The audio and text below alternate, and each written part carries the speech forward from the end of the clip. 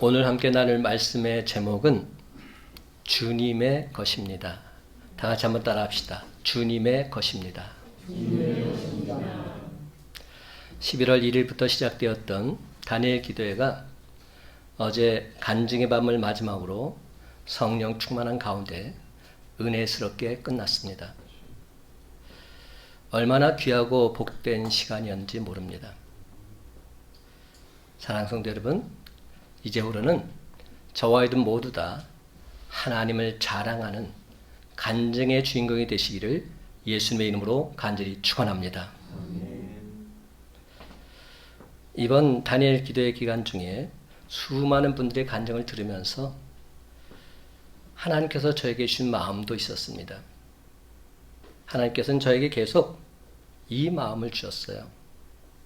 이대성 목사, 감사하라. 감사하라. 감사하라.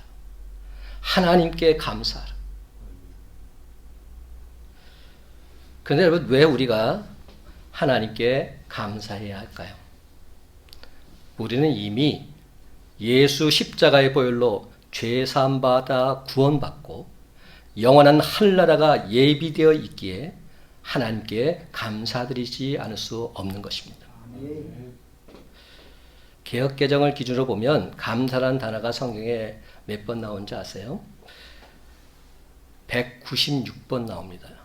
거의 200번이 감사란 말이 나오고 있어요. 구약에는 132번 나오는데 그 중에 시편에 77번이나 나옵니다. 대부분의 감사가 시편에 있어요. 또한 신약에는 64번 나오는데 그 중에 바울 서신에 48번이 나옵니다. 그러니까 구약에서 감사를 가장 많이 언급한 사람은 바로 다윗이고 신약에서 감사를 가장 많이 언급한 사람은 바울이라는 겁니다. 여기서 우리는 한 가지 중요한 사실을 깨닫게 됩니다. 감사는 지금 현재의 상황과는 전혀 상관이 없다는 겁니다. 내가 어떤 상황에 있든지 그것이 감사의 조건이 될 수 없다는 것이죠. 여러분, 다윗 같은 삶을 산 사람 어디 보셨어요? 사무엘이 다윗에게 기름 부으러 갔을 때 아버지도 그 아들 다윗을 인정하지 않았어요. 아들 취급을 안 했어요. 형들 또한 그 존재를 인정하지 않았습니다. 없는 자식 취급했어요. 없는 아우 취급했어요. 그러니까 가족에게 전혀 인정받지 못하고 외면당하면서 살았던 사람이 바로 다윗이라는 사람이었어요. 그래서 어떤 랍비들은 시편 51편을 근거로 해서 다윗은 사생아가 아닐까 이런 생각을 하기도 합니다. 왜냐하면 다윗 또한 이렇게 말했어요. 부모가 나를 버렸다고. 사실 다윗은 부모에게 버림받은 삶을 살았던 사람입니다. 아버지와 형제들에게 인정받지 못했을 뿐만 아니라 왕으로 기름 부음을 받은 후에도 오랫동안 떠돌이 생활을 해야만 했습니다. 도망자 신세가 되어서 온갖 생명의 위기를 겪으면서 그는 발 한 번 제대로 뻗고 편하게 잔 적이 없었습니다. 어디를 가든지 사울의 군대가 덮쳐서 자기를 죽일지 모른다는 두려움 속에서 항상 동굴 속에서 지내야 했습니다. 여러분, 동굴에서 하루 이틀 지내는 거야 물론 재밌지 않겠어요? 근데 10여 년 이상을 동굴 속에서 지내야 된다 생각해 보십시오.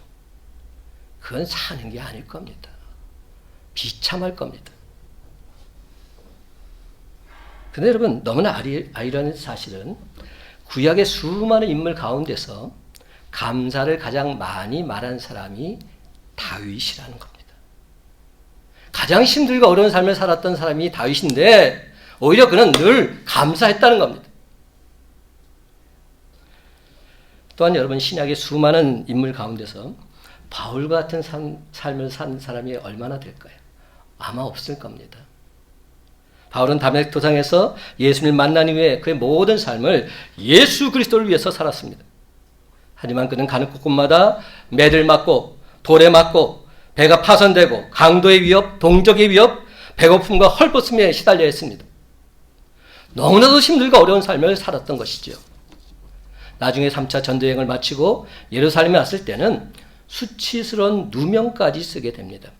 그래서 가이사랴에서 2년, 로마에서 2년, 무려 4년이나 옥살이를 해야만 했습니다.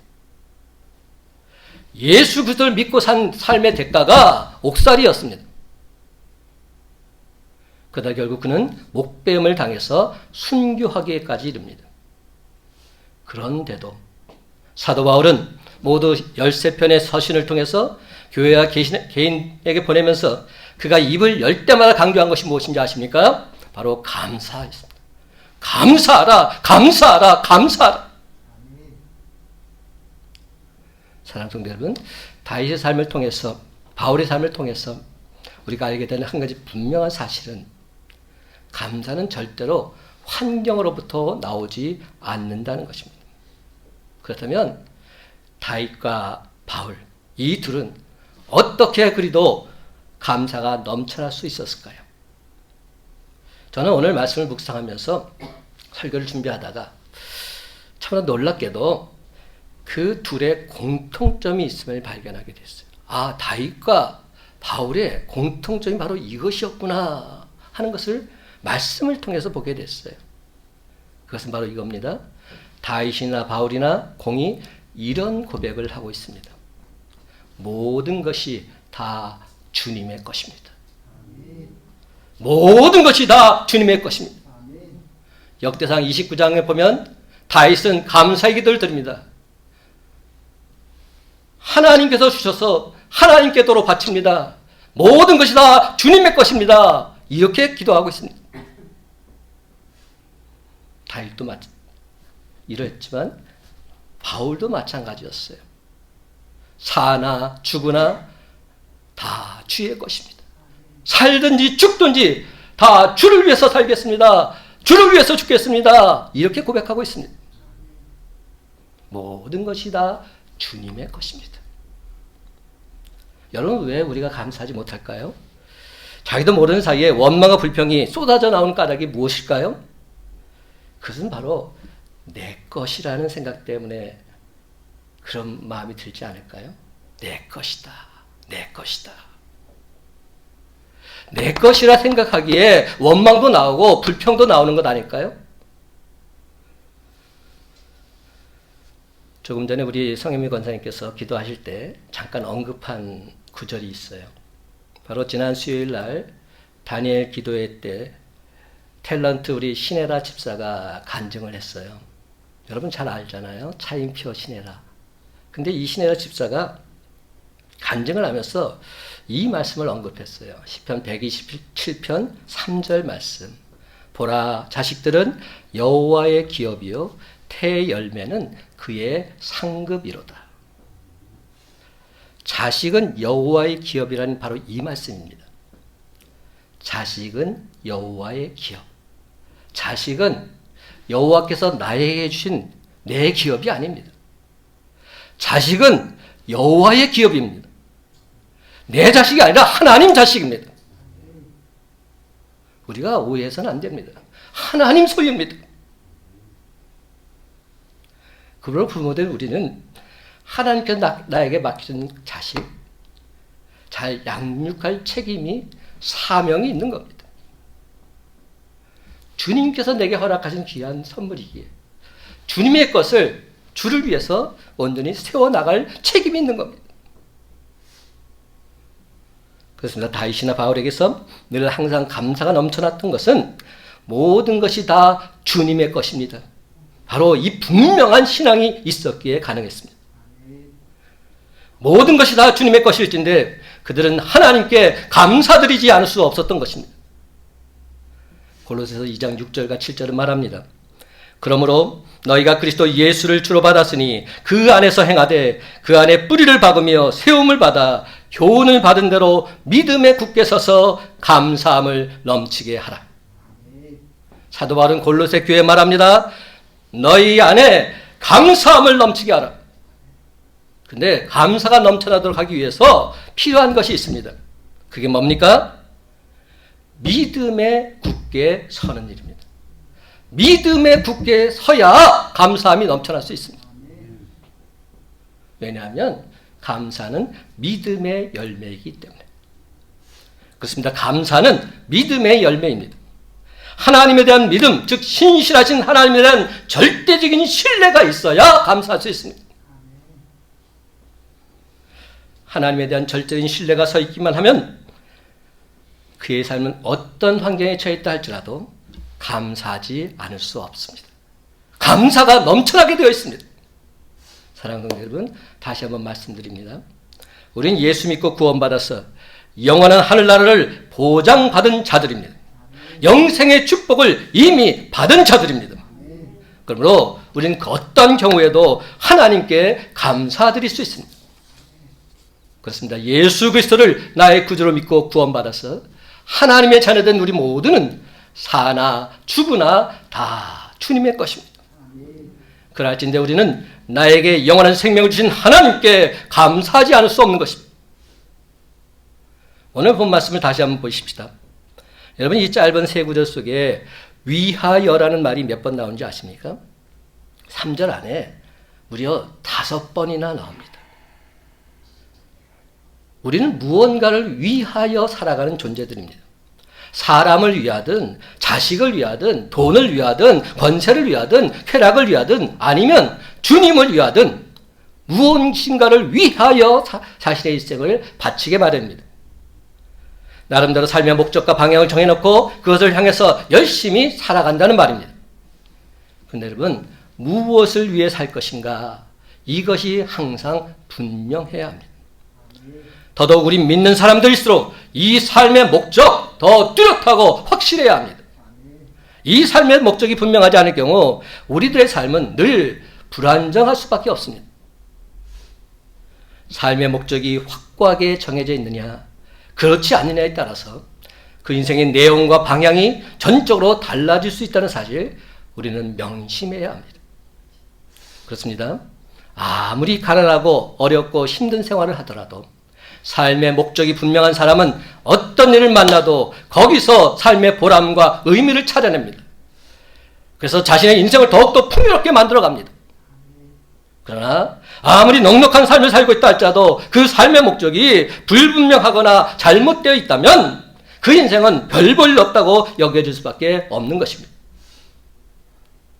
예수님께서는 이 땅에 오셔서 33년이라는 짧은 인생을 살다가 승천하셨습니다.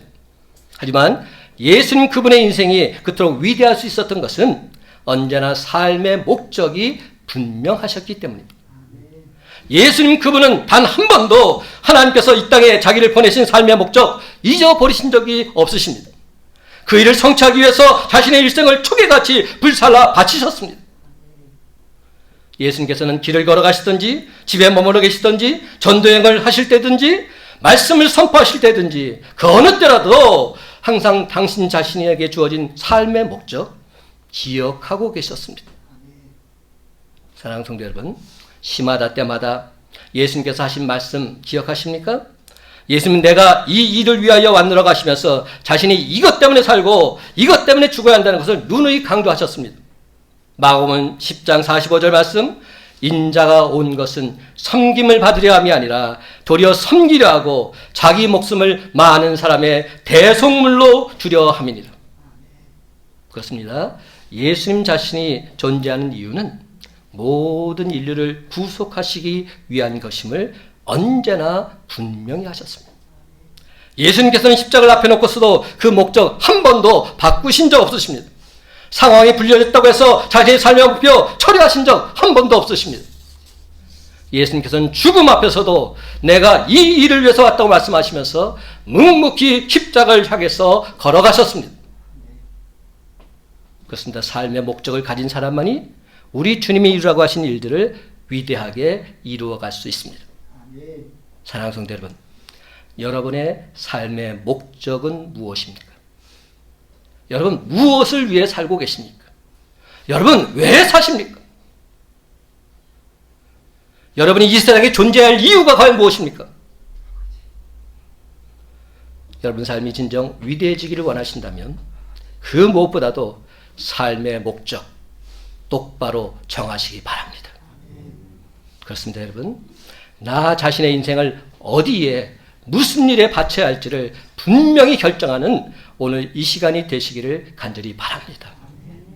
여러분, 이것보다 더 시급하고 이것보다 더 중요한 일은 없습니다.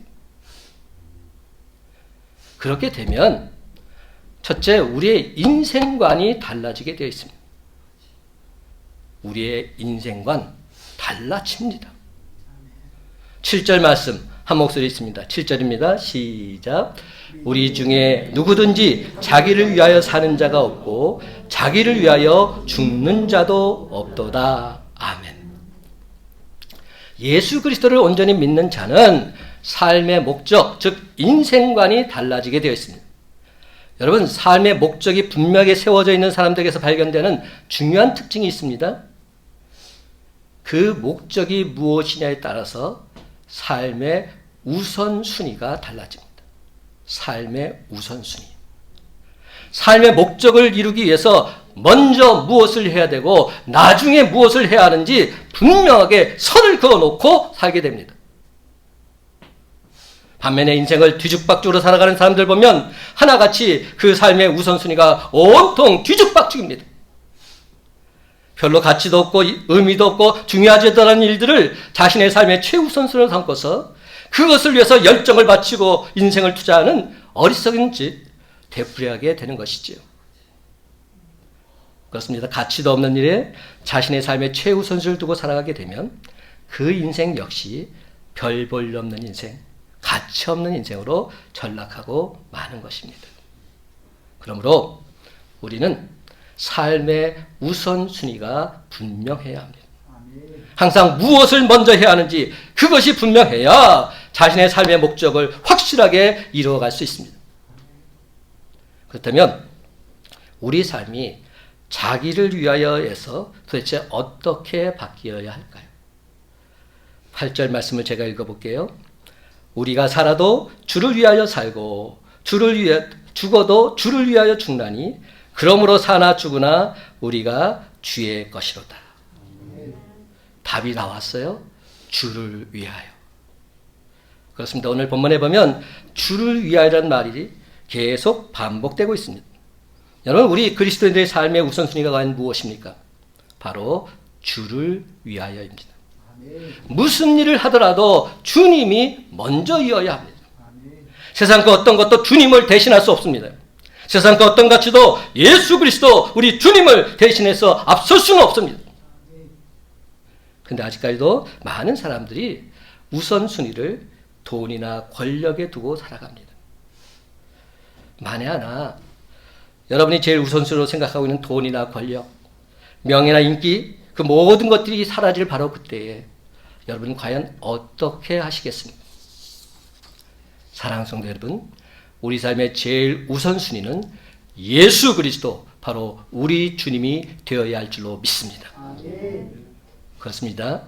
예수 그리스도, 오직 주님만이 진정 우리 삶에 참된 의미와 가치를 부여해 주실 수 있습니다.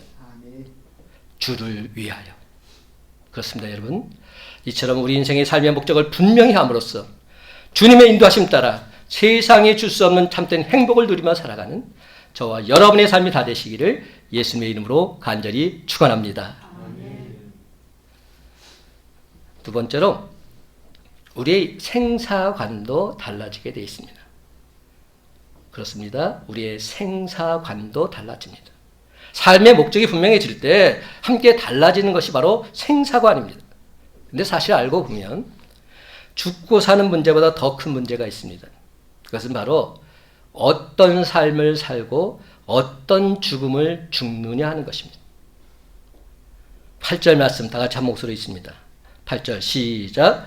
우리가 살아도 주를 위하여 살고 죽어도 주를 위하여 죽나니 그러므로 사나 죽으나 우리가 주의 것이로다. 아멘.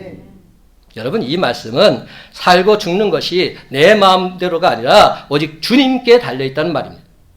그렇습니다. 사는 것도 죽는 것도 모두가 다 오직 주를 위할 때 진정 의미가 있고, 주를 위해 살지 않고 주를 위해 죽지 않는다는 것 아무런 소용이 없다는 말입니다. 그렇습니다, 여러분. 산다는 것을 단지 생존하는 것만으로 생각해서는 안 됩니다. 그저 던져진 존재니까 살다가 죽으면 그만이지, 이런 생각 크나큰 잘못입니다. 그렇게 사는 삶, 살았으나 이미 죽은 삶입니다. 사는 게 아니지요.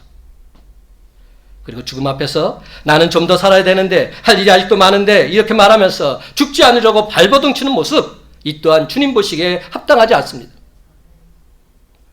사랑하는 성도 여러분, 삶과 죽음, 우리가 이 세상을 살아갈 때 가장 중요한 것이 바로 이 두 단어입니다. 여러분, 세상사나 인생살이 자체가 아무리 복잡하게 얽히고 설켜 있다 할지라도 알고 보면 이렇게 요약될 수 있습니다. 어떻게 사느냐, 어떻게 죽느냐. 바로 이것뿐입니다. 어떻게 사느냐, 어떻게 죽느냐. 살고 죽는 문제, 즉 자신의 생사관이 분명하면 그 사람은 진정 위대한 인생을 살아갈 수 있습니다. 그러나 살고 죽는 문제에 대해서 너무나 불안해하고 두려워하고 비굴해지는 그런 인생, 정말이지 가치없는 삶을 살 수밖에 없는 그런 사실, 우리가 명심해야 됩니다. 그럼 여러분, 먹고 사는 것 때문에 여러분 인생이 너무 비겁해지지 않았으면 좋겠습니다. 여러분, 먹고 사는 문제에 너무 연연해하지 마십시다. 먹고 사는 문제로 자신의 인격을 파는 어리석은 짓 결코 하지 마십시다. 그렇습니다. 아무리 힘들고 어려워도 제발 불의하고 거짓된 일에 손대지 마시고 단 하루를 살아도 주를 위해서 살고 지금 당장 죽는다 할지라도 바로 그 죽음이 주를 위한 죽음이 되시기를 간절히 소망합니다. 아멘. 사랑하는 여러분, 오늘 시간 분명히 말씀드립니다. 우리가 진정 예수 그리스도를 나의 주, 나의 하나님으로 믿는다면 살고 죽는 문제는 이미 우리 주님께서 완벽하게 해결해 주신 줄 믿으시기 바랍니다. 예수님께서 우리를 대속하사 십자가에서 죽으시고 사흘 만에 부활하심으로 죄와 사망 권세를 완벽하게 해결해 주셨습니다. 그러므로 살고 죽는 문제를 비롯한 모든 문제 다 주님께 맡겨 버리시기 바랍니다. 그렇습니다. 이제 더 이상 여러분 스스로 살아보려고 애를 쓰거나 발버둥 치지 마십시다. 주를 위해 살다가 주님께서 부르시면 언제든지 주님, 제가 여기 있습니다. 기꺼이 순종하는 마음으로 주님께 나아가시기 바랍니다. 요한복음 11장 25절 26절을 말하죠. 나는 부활이요 생명이니 나를 믿는 자는 죽어도 살겠고 무릇 살아서 나를 믿는 자는 영원히 죽지 아니하리라. 사랑하는 성도 여러분, 부활의 참소망을 가지시고 생사화복을 주관하신 주를 위하여 살아갈 때 주님 안에서 참된 평안과 기쁨을 맛보면서 모든 영광, 모든 찬송 하나님께 돌리며 살아가는 저와 여러분의 삶이 다 되시기를 예수님의 이름으로 간절히 축원합니다. 아멘. 마지막 세 번째로 우리는 살든지 죽든지 다 주님의 것입니다. 살든지 죽든지 주의 것. 8절과 9절 말씀 함께 있습니다. 시작.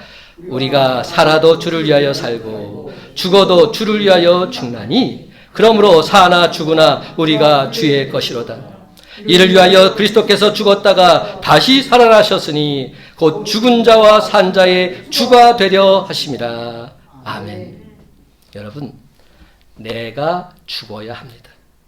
내 자아가 죽어야 합니다. 나는 죽고 내 안에 계신 주님이 사셔야 합니다. 아멘. 그렇습니다. 이제부터는 내 안에 계신 주를 위하여 내가 살고 내 안에 계신 주를 위하여 내가 죽어야 합니다. 아멘. 왜입니까? 저와 여러분은 사나 죽으나 다 주의 것이기 때문에. 오늘 예배 시작하면서 빌립보서 1장 20절과 21절 말씀을 제가 읽었습니다. 나의 간절한 기대와 소망을 따라 아무 일에든지 부끄러워하지 아니하고 지금도 전과 같이 온전히 담대하여 살든지 죽든지 내 몸에서 그리스도가 존귀하게 되게 하려 하나니 이는 내게 사는 것이 그리스도니 죽는 것도 유익함이라.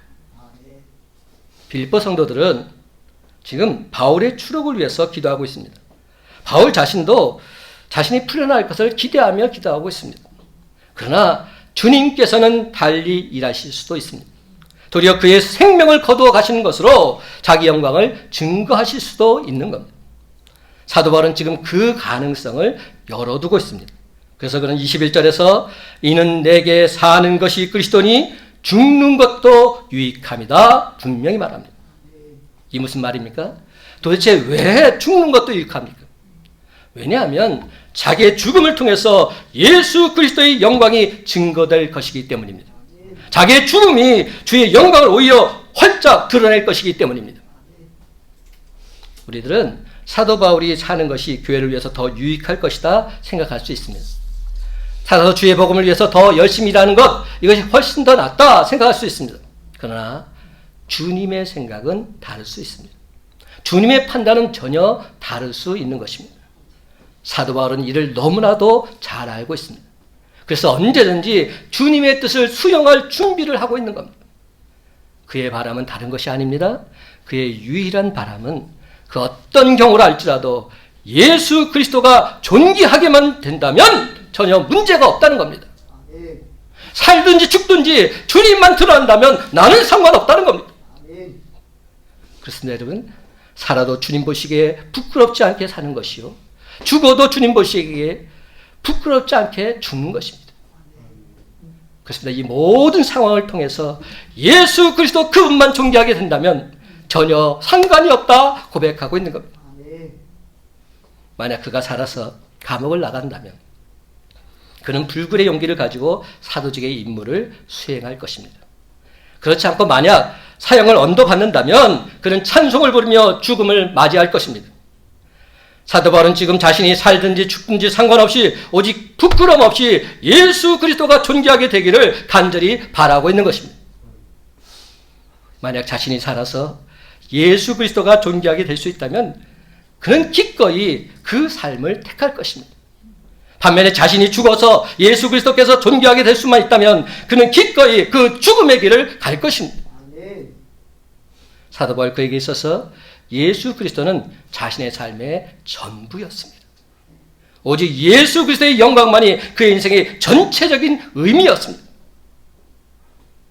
사도 바울 그의 삶의 방식은 늘 이런 식이었어요. 그는 살아도 주를 위해서 살고 죽어도 주를 위해서 죽기를 원하고 있습니다. 무엇을 가져도 주를 위해서 갖고 무엇을 버려도 주를 위해서 버리길 원하고 있습니다. 무엇을 먹어도 주를 위해서 먹고 무엇을 먹지 않아도 주를 위해서 먹지 않겠다 말하고 있습니다.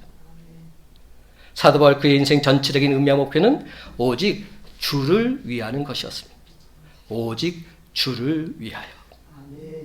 그렇다면 도대체 무엇이 그를 이렇게 만들었을까요? 무엇이 그로 하여금 이렇듯 주님을 위해서 죽기도 하고 주님을 위해서 살기도 하게 만들었을까요? 무엇이 그로 하여금 마치 예수 그리스도에 미친 사람처럼 주님을 갈망하게 만들었을까요? 그것은 바로 그를 향한 예수님의 사랑 때문이었습니다. 자신을 사랑하셔서 자신을 위해 죽으신 십자가의 그 사랑, 그 사랑이 그를 이렇게 변화시킨 것입니다. 자신을 용납해 주시고 기꺼이 택해 주신 바로 그 주님의 사랑, 그 십자가 사랑이 그를 이렇게 변화하게 만든 겁니다. 여러분, 이 세상에서 참된 행복을 누리며 살고 싶으십니까? 그렇다면 오직 예수 그리스도, 주님을 위하여 사시기 바랍니다. 왜입니까? 오직 주님만이 길이요 진리요 생명이시기 때문입니다. 오직 주님만이 부활이요 생명이 되시기 때문입니다. 이제 내가 살아도 주 위에 살고 이제 내가 죽어도 주 위에 죽네. 그러므로 나는 사나 죽으나 주님의 것이요 사나 죽으나 사나 죽으나 나 위해 피 흘리신 내 주님의 것이요.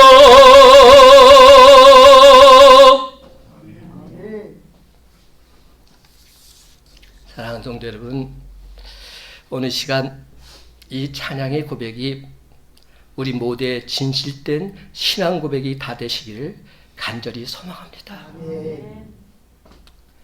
그렇습니다. 나는 주님의 것입니다. 내 모든 것은 다 주님의 것입니다. 그러므로 주님 범사에 감사합니다. 주님 감사합니다. 이제 말씀을 맺습니다. 사랑하는 성도 여러분, 이 세상에서 범사에 감사 찬송하면서 오직 주를 위하여 살다가 주님이 부르실 때 저 천국에서 주님과 함께 영생 복락을 누리는 저와 여러분의 복된 삶이 다 되시기를 예수님의 이름으로 간절히 축원합니다.